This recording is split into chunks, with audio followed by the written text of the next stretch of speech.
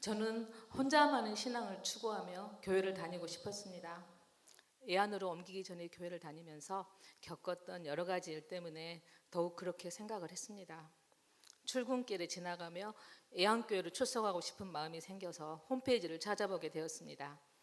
홈페이지에서 이것저것을 알아보게 되었는데 새신자 교육을 비롯하여 여러 교육에 참여해야 된다는 것을 알게 되어 망설였던 기억도 있습니다.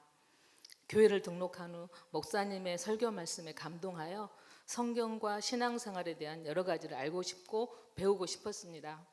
새신자반, 성신반의 과정을 거치면서 매주일 목사님께서 선포하셨던 하나님의 말씀에 대한 각자가 느꼈던 생각과 은혜 받은 것들에 대한 나눔을 하는 시간에는 웃기도 하고 눈물도 흘리면서 또 다른 은혜를 받게 되었습니다.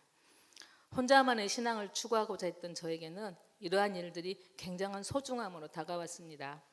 신앙생활에 있어서 동역자가 왜 필요한가를 깨닫게 해주는 감사한 시간들이었습니다. 저는 목사님의 설교 말씀을 통해서 가장 크게 바뀐 한 가지가 있습니다. 그것은 바로 11조를 드리기 시작한 것입니다. 저는 어려서부터 가난한 집안에서 자랐습니다. 그 당시 교회를 다니는 불우한 어린이를 대상으로 후원자와 연결하여 도움을 주는 기관이 있었습니다. 홀트 아동복지회라는 단체에서 미국의 후원자와 저를 연결하여 매월 후원금을 받게 해주었습니다. 초등학교 때부터 약 8년간 후원을 받았습니다. 어린 마음에 성인이 되면 나도 베푸는 사람이 되어야겠다는 다짐을 했습니다.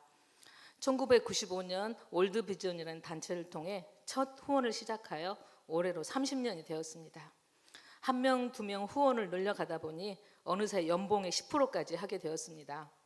제가 오랜 방황을 끝내고 주님께 다시 돌아와서 신앙생활을 하게 되었을 때 사촌 언니 그리고 주변의 성도님들이 11조를 드리는 것을 보게 되었습니다. 그때 저는 연봉의 10%를 후원하는 것이 11조를 대신하는 것으로 생각을 정리했었습니다.